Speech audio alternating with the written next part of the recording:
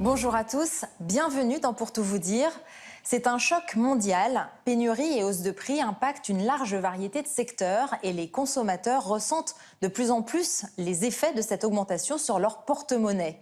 Alors que l'hiver approche, la montée stratosphérique des prix du gaz frappe de plein fouet les ménages français. Plus anecdotique mais hautement symbolique, le prix de la baguette, le pain préféré des Français, augmente de quelques centimes. Quelles sont les causes et les conséquences de ces pénuries et hausses de prix ? Et les mesures prises par le gouvernement français en la matière suffiront-elles à soulager le porte-monnaie des Français ? Ce sont quelques-unes des questions que nous nous poserons dans cette émission. Nous chercherons les réponses à ces questions en compagnie d'un économiste et du président d'une association de défense des consommateurs. Et puis tout à l'heure, Christopher Caffier, cofondateur de l'épicerie Pépin et Trognon à Paris, viendra nous parler de circuits courts et de lutte anti-gaspi, des solutions de plus en plus prisées par les consommateurs. Bonjour à tous les deux, Eddy Jacquemart et Pascal Ordonneau, et merci d'être venus dans cette émission. Bonjour. Je vous présente pour commencer Eddy Jacquemart, vous êtes président de la Confédération nationale du logement, la CNL. C'est la première association nationale de défense des habitants et des consommateurs. C'est bien ça ? C'est bien ça, oui. Et vous, Pascal Ordonneau, vous avez travaillé dans plusieurs banques et institutions financières et étrangères françaises et étrangères en France. Et vous êtes aujourd'hui secrétaire général de l'Institut de l'économie. Vous êtes aussi l'auteur de nombreux articles et ouvrages sur l'économie. Alors, les prix n'en finissent pas de monter. En France, cela a désormais des répercussions sur un des postes alimentaires importants, la boulangerie. Tout de suite, nous nous rendons chez un boulanger-pâtissier parisien qui nous en dit plus sur les conséquences pour son secteur.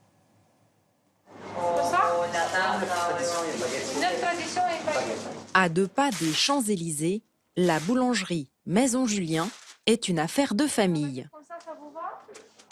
3e génération de boulanger, Jérémy Julien est responsable de 6 établissements, tous à Paris. Pour lui, comme pour ses confrères, l'envolée des prix des matières premières est une réalité qui touche aujourd'hui l'ensemble de ces produits. Tous ceux qui contiennent de la farine, du beurre et le lait aussi. Donc voilà, malheureusement en boulangerie, c'est nos matières premières phares. Donc voilà, tout ce qui est baguettes, tradition, les pains spéciaux et la viennoiserie et dans une moindre mesure les sandwichs. Actuellement, la baguette standard coûte environ 1 €. Le pain préféré des Français pourrait voir son prix majoré de 5 à 10 centimes. Une augmentation qui ne reflète pas la totalité des surcoûts enregistrés par les professionnels. Globalement, ça a été une augmentation, je dirais, en moyenne de 10 à 15%. Après, on va pas non plus répercuter les 15-20%. Par exemple, la farine, c'était 20%. On ne peut pas répercuter 20% directement sur le prix du quotidien. Mais voilà, on va essayer de trouver une fourchette assez juste pour que nous aussi, on supporte un petit peu ce coût, mais que ce ne soit pas le client qui supporte la totalité de la hausse de la matière première. Avec une baisse moyenne de 35% du chiffre d'affaires en valeur au cours du premier confinement, les boulangeries-pâtisseries ont déjà été durement touchées par la pandémie. La hausse des prix qui s'annonce à l'approche des fêtes de fin d'année ne gâchera pas, il faut l'espérer, une des saisons les plus profitables pour le secteur. Alors là, on a parlé de l'alimentation, mais c'est aussi le cas pour l'acier, l'aluminium, le cuivre, le gaz, l'électricité et j'en passe. Depuis plus d'1 an, pour des raisons diverses, les cours des matières premières ont entamé une course folle vers les sommets. Résultat, alors que la reprise économique est bien là, la situation tourne au cauchemar pour les entreprises. Pascal Ordonneau, pourriez-vous revenir sur ce choc largement dû aux plans de relance qui ont favorisé la demande alors que la production était encore réduite ? C'est un peu la cause et l'effet, hein, vous êtes en train d'évoquer. Qui est intéressant, effectivement, les matières premières sont à l'heure actuelle sur une pente ascendante, N'oublions pas qu'elles ont été pendant 4 ou 5 ans sur une pente descendante. Alors effectivement, la demande croît, le plan de relance ont provoqué cette relance en quelque sorte, et relance de l'économie, et le résultat toujours, par définition, quand vous relancez l'économie, eh bien la base de la base de la base qui est les matières premières se met à flamber. Ceci étant, il faut vraiment faire des distinguos. Il y a ce qui est contingent. Il y a, pour le blé, c'est le cas de 2020 et 2021, il y a eu des conditions météorologiques dramatiques. On peut parler du blé, en France en particulier, mais on peut parler de matières premières comme le maïs au Brésil, où les conditions météorologiques ont été dramatiques.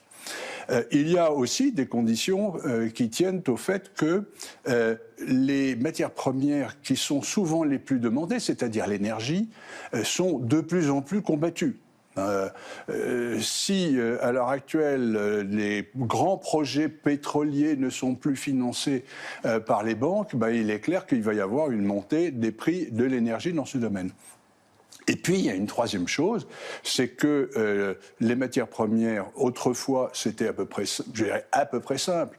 C'était de grandes matières premières. C'était des matières premières qui étaient le blé, le maïs, le soja, l'acier, etc. La vraie question à cette époque-là était la question des prix de transfert. Toutes ces grandes matières premières étaient souvent sous le contrôle de quelques entreprises. De nos jours, c'est plus tout à fait la même chose, et des matières premières, on va dire nouvelles, sont apparues. Alors, ça veut dire quoi au fond? Matière première, on a toujours dit, c'est simple, une matière première, c'est la base de la base de la base. Ce que j'ai dit tout à l'heure, c'est sur quoi l'industrie se fonde, sur quoi l'agriculteur se fonde. Mais vous avez des matières premières qui n'étaient absolument pas premières. Prenez le sucre. Le sucre, c'est un produit totalement industriel. Prenez l'acier. Il y a un marché de l'acier. C'est une matière première, l'acier. Sauf qu'il y a 3500 genres d'acier. Alors, ce qu'il faut voir, c'est que la notion, le concept de matière première est en train et a beaucoup évolué. Et parmi ce qu'on peut appeler maintenant des matières premières, vous avez des choses auxquelles on n'aurait pas pensé il y a simplement 10 ans. C'est les semi-conducteurs. À l'heure actuelle, quand on parle de déficit en matières premières, on pourrait très bien parler du déficit en semi-conducteurs. Le résultat, il est clair. Il y a à peu près 500 000 voitures qui n'ont pas été produites en 2020, non pas parce qu'il manquait de l'acier, non pas parce qu'il manquait du caoutchouc, mais parce qu'il manquait des semi-conducteurs. Or, une voiture électrique, par exemple, sans semi-conducteurs, c'est même pas la peine d'y penser. Donc, on est dans un marché qui change très vite, dans lequel on a un impact non seulement de la météo, non seulement de l'offre et de la demande, mais aussi des changements technologiques. Alors, bien sûr, les entreprises ont été durement touchées. Certaines même sont à l'arrêt, faute de livraison de matières premières ou à cause des coûts trop importants de l'énergie. Mais au final, c'est aussi ce qu'on a vu dans le reportage à l'instant, ces hausses de prix impactent aussi les consommateurs. Eddy Jacquemart, on en est où à ce sujet? Eh bien, c'est la mauvaise surprise pour les consommateurs, puisqu'en effet, on se rend compte que la crise du Covid et cette pénurie qui vient aujourd'hui sur le champ économique a une conséquence sur les prix. Et donc les consommateurs qui quelquefois étaient nombreux à être pénalisés déjà à la sortie de la crise du Covid avec une baisse de revenus quelquefois, une perte d'emploi, ils se retrouvent à devoir payer les produits beaucoup plus chers et des produits, pas des produits de luxe, des produits de base. On peut citer les pâtes, le papier toilette, l'huile, qui augmentent fortement. Et c'est très, très dramatique pour les consommateurs qui, déjà fragilisés par la crise du Covid, se voient augmenter donc ces produits de base, avec aussi, je dirais, des charges supplémentaires, comme par exemple le loyer, qui vient aussi à être augmenté, notamment l'année prochaine, il y aura des augmentations de loyer. Donc on voit bien que le consommateur, finalement, il est en bout de chaîne et c'est lui qui paye l'addition. Alors nous, on avait demandé à l'époque, dès qu'il y a eu la première crise du Covid, le confinement, on avait demandé la mise en place d'un fonds d'indemnisation des habitants, puisqu'on savait que les habitants allaient subir des dépenses supplémentaires liées à la crise du Covid, des dépenses d'hygiène, des médicaments, de plus de nettoyage, plus de consommation de fluides. Et en fait, on n'a pas été entendu par le gouvernement, c'est bien dommage.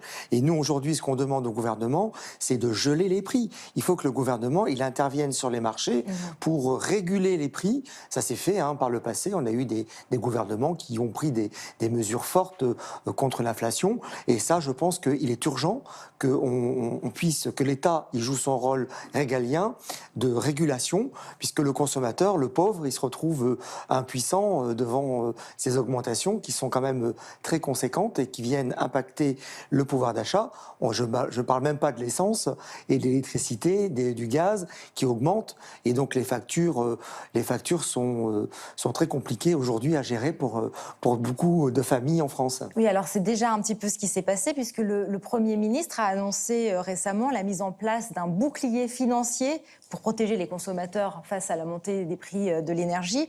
Et l'Union européenne propose aussi des baisses de taxes sur l'énergie et la redistribution des bénéfices aux plus démunis. Qu'est-ce que vous pensez de ces mesures et sont-elles envisageables sur le long terme, d'après vous, Pascal Ordonneau ?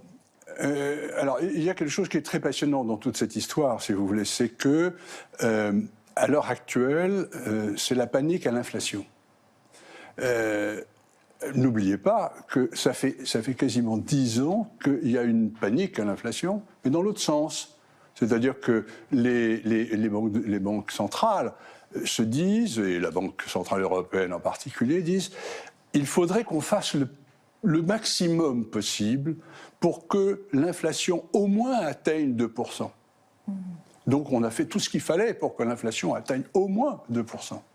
Et là, elle a dépassé 2%, elle est en train d'atteindre 3% dans certains pays, 4%, etc. Et là, brutalement, on se réveille en disant « mais c'est horrible, l'inflation est revenue ».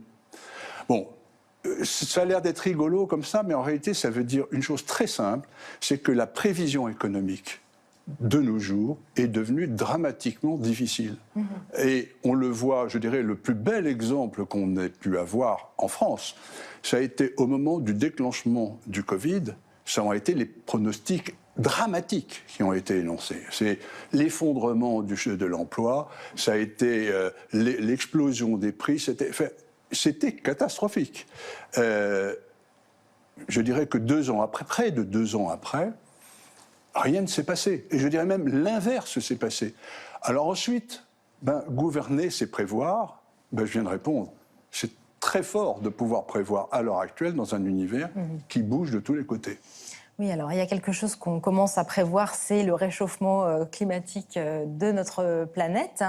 Vous, Eddy Jacquemart, vous vous intéressez en particulier aux questions de logement. Est-ce qu'on peut se dire que la hausse récente des prix de l'énergie pour le chauffage, justement des habitations, pourrait être vue aussi comme un signal d'alarme face à la nécessité d'adapter aujourd'hui nos logements pour la crise climatique en route ? Tout à fait. Je dirais dans notre 5e puissance économique mondiale, qui est la France, on ne devrait plus avoir ce qu'on appelle des passoires thermiques, c'est-à-dire des logements en fait où on chauffe la rue quasiment.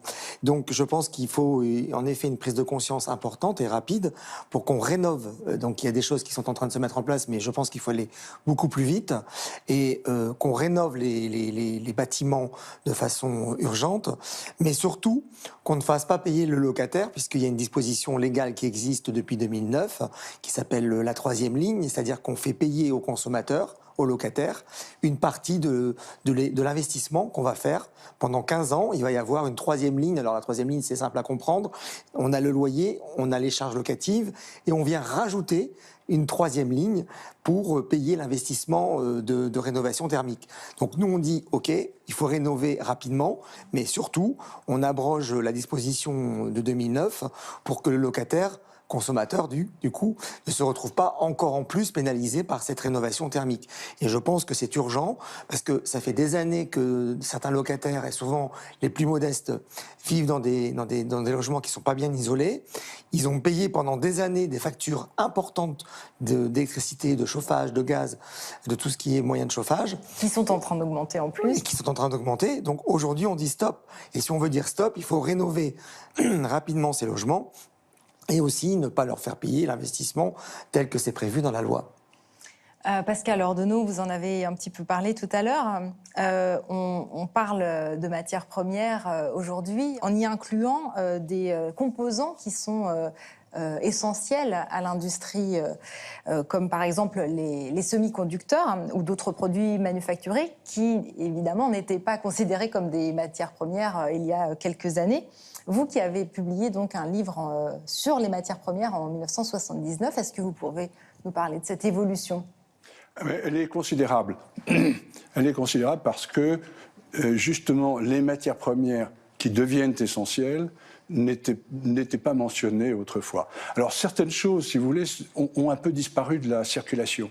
Pas forcément disparu au sens où elles n'existent plus, mais qui d'entre vous a entendu parler de l'accord sur le cacao, qui est un des plus anciens accords internationaux sur l'utilisation des matières premières? Qui a entendu parler de l'accord international sur le café? C'était les deux matières premières agricoles et à usage industriel qui étaient mentionnées le plus souvent en 1979.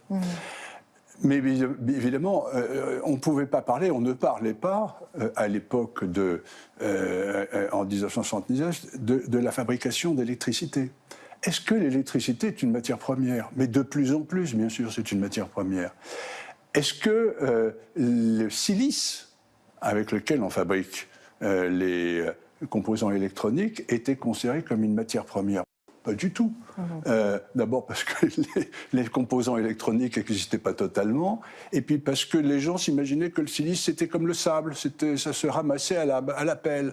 Sauf que on sait maintenant, enfin tous les gens qui s'intéressent au silice savent que ce sont des galettes de silice que l'on découpe au nanomètre, enfin atome par atome, si vous voulez, avec des investissements colossaux. Donc, en fait, si vous voulez, le concept de matière première a énormément changé.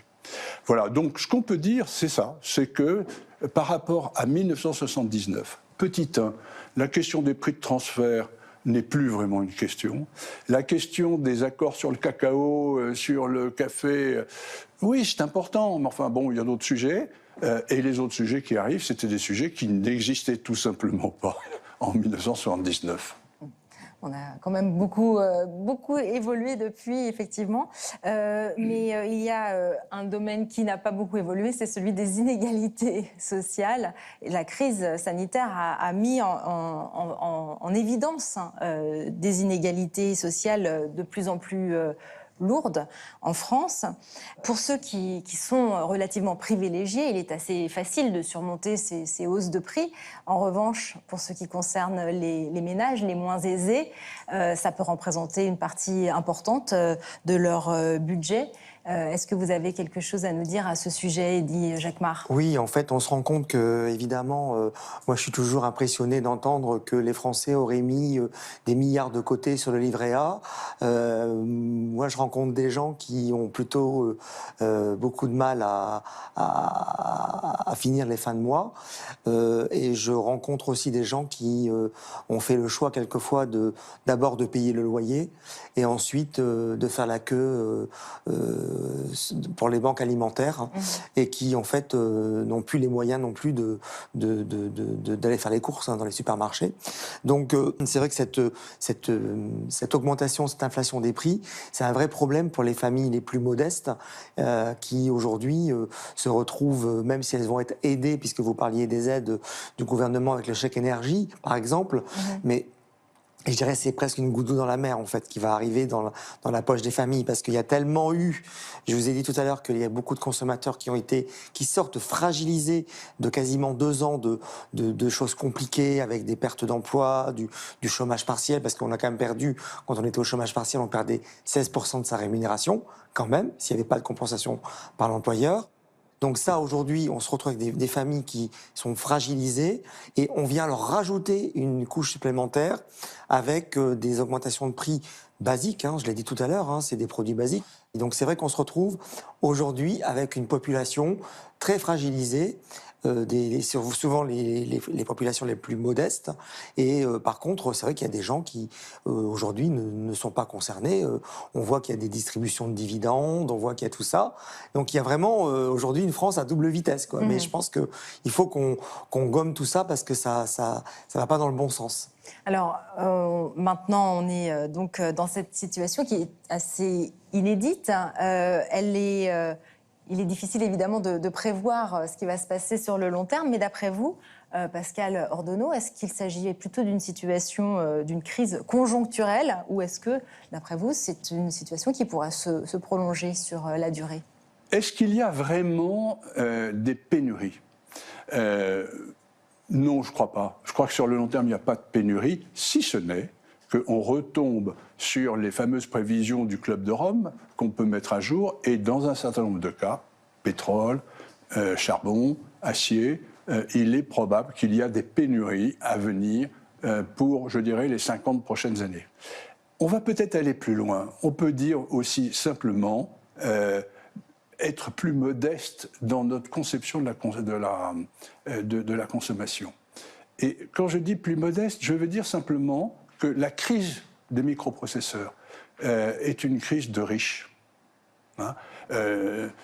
Si vous voulez, quand vous regardez n'importe quelle voiture qui se promène, vous regardez la différence avec 79 par exemple, si vous voulez faire une petite comparaison, mais les voitures ne sont plus que des empilements de semi-conducteurs. Est-ce nécessaire ?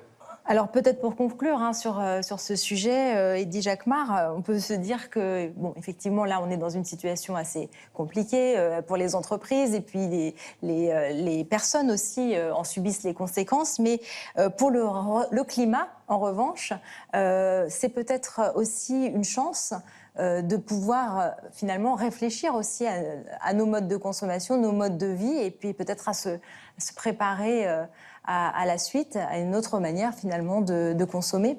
Je pense en effet qu'il faut qu'on, même si c'est pas forcément la solution immédiate, mais ça nous réinterroge sur nos pratiques et notre fonctionnement. Quand on voit, par exemple, aussi les armoires regorgées de vêtements qu'on n'utilise plus ou qu'on a acheté, qu'on a mis 3 fois ou quelques fois qu'on n'a même jamais porté, ça interroge en fait sur notre façon de consommer. Donc je pense que nous aussi, nous à la CNL, on prône pour cela, pour avoir une consommation raisonnable et responsable aussi. Et ce sera justement le sujet de la deuxième partie de l'émission, dans laquelle nous allons accueillir Christopher Caffier. Bonjour Christopher Caffier. Bonjour. Et merci d'avoir accepté notre invitation. Merci de me recevoir. Vous avez ouvert une boutique éco-responsable autour du zéro déchet, du circuit court et de la lutte contre le gaspillage alimentaire. Ça s'appelle Pépin et Trognon et ça se trouve dans le 13e arrondissement à Paris. C'est bien ça, oui. Tout à fait, ouais. Alors, ça a débuté, cette aventure, je crois que c'était à peu près au moment du premier confinement, en mars 2020. On parlait de pénurie. Nous, on a commencé les travaux en avril, mars-avril, et on a été en pénurie de matériel pour finir les travaux. D'accord, donc vous avez commencé... L'ouverture de la boutique a été repoussée, et on a ouvert le 7 juillet 2020. 2020. Donc ça fait 1 an et demi, juste à la fin du premier confinement, en fait. D'accord. Alors ça répondait déjà à une tendance assez forte en matière de consommation, alors qu'on voit que les hypermarchés ne sont plus très en phase avec les tendances actuelles. C'est toujours le cas, c'est certainement même encore plus le cas aujourd'hui. Comment vous voyez les choses ? Tout à l'heure, on a parlé des gros problèmes. Nous, on est dans les petites solutions, on va dire. On propose à nos clients des produits locaux, principalement made in France à 95%. des produits responsables parce que souvent zéro déchet en circuit court, et puis aussi une épicerie fine anti-gaspi qui a, en plus d'être zéro déchet, la volonté aussi de revaloriser, de recycler, comme on le disait, les produits, des produits invendus qui auraient dû être jetés et donc qui sont revalorisés. Aujourd'hui, les clients, ils adhèrent complètement à ces trois thématiques, du Made in France, du zéro déchet, de l'anti-gaspi. Et nous, on essaye de convaincre les plus récalcitrants à nous rejoindre en proposant des prix adaptés à tout le monde. Et puis, la volonté de changer les grands problèmes avec des petites solutions. Alors, vous êtes un spécialiste de l'anti-gaspi, parce que c'est un sujet sur lequel vous avez travaillé même avant, je crois. Ouais, l'anti-gaspi, c'est un sujet qui me tient à cœur parce que j'ai fait du bénévolat dedans, je récupérais des invendus sur les marchés. J'ai aussi essayé de monter une plateforme d'information sur le gaspillage alimentaire. Et du coup, grâce à ça, on est arrivé à cette boutique où je me suis dit, avec mon associé Simon Amouyal, qu'on pourrait peut-être créer un rayon consacré à toute cette thématique de produits récupérés, revalorisés, anti-gaspi. Alors, est-ce que vous avez quelques chiffres à nous communiquer sur le gaspillage Le gaspillage alimentaire, pour nous faire prendre conscience un petit peu de ce phénomène. Au niveau français, européen, on parle en gros, on ne connaît pas très bien les chiffres, mais c'est à peu près 20% de tout ce qui est produit qui, à un moment de la chaîne, est gaspillé. Au niveau mondial, c'est presque 30%. On a du mal à le concevoir, mais dans les pays en voie de développement, il y a aussi beaucoup de gaspillage. Il n'est pas qu'au niveau de la consommation, parce que au niveau des récoltes, du transport, du stockage des produits, il y a du gaspillage aussi. Donc aujourd'hui, ce gaspillage, il est mondialisé, il est partout. Mais il y a des solutions. Tout à l'heure, j'entendais que vous parliez de pain et de prix de la baguette qui augmentait. Nous, dans la boutique, on a des bières qui sont brassées avec du pain recyclé, du pain qui est récupéré dans les boulangeries, du pain qui est transformé, séché, puis brassé pour en faire des bières anti-gaspi. Et puis, on parlait de pouvoir d'achat. Et le pain, c'est un des produits favoris des Français, comme on le disait, mais c'est aussi paradoxalement un des produits les plus gaspillés en France. Qui, le soir, autour de cette table, n'a jamais jeté un bout de pain rassis, alors qu'en matière de pouvoir d'achat, c'est extrêmement important. Comme on l'a vu, le prix de la baguette, c'est quelque chose qui touche beaucoup les consommateurs. Donc il y a peut-être des solutions à trouver pour recycler, revaloriser tout ce pain. Est-ce que l'un d'entre vous veut réagir sur ces points, Eddy Jacquemart, Pascal Ordenneau ? Je veux bien, puisqu'en fait, moi je rebondirais notamment sur les expériences que j'ai vécues à Lille sur la tente des glaneurs, donc qui est aussi la collecte après le marché. Des initiatives comme à Lyon, où il y a eu des bacs pour récupérer le pain, donc parce que vous parliez de ça, mais je pense que en effet il y a ça. Ça, moi, la question que je voulais poser, c'est est-ce que les prix sont abordables ? Parce que est-ce que vous avez beaucoup de familles modestes qui viennent dans votre boutique, ou est-ce que c'est réservé aussi à des gens qui ont un petit peu plus les moyens ? Donc voilà, je pense qu'il faut que ce genre d'expérience, on les démocratise pour que ça devienne presque la norme. Absolument. C'est un peu la critique qui est parfois faite sur l'écologie en général. Est-ce que c'est réservé à des urbains qui ont des moyens importants ? On a des produits un petit peu chers, notamment en épicerie. On est sur des produits qui sont un petit peu chers parce qui demandent beaucoup de travail, de récupération, de revalorisation, de transformation. Mais en même temps, sur l'ensemble de la boutique, on va avoir des verres Duralex, pour pas les citer, qui vont être moins chers que des verres d'un géant suédois. On va avoir des savons de Marseille qui sont 100% nature, faits à Marseille et qui vont coûter en gros 1 euro les 100 grammes. Donc on est vraiment sur toute une gamme de produits qui vont être relativement compétitifs par rapport à des produits qui viennent de plus loin, où il y a plus de plastique, plus de transformation.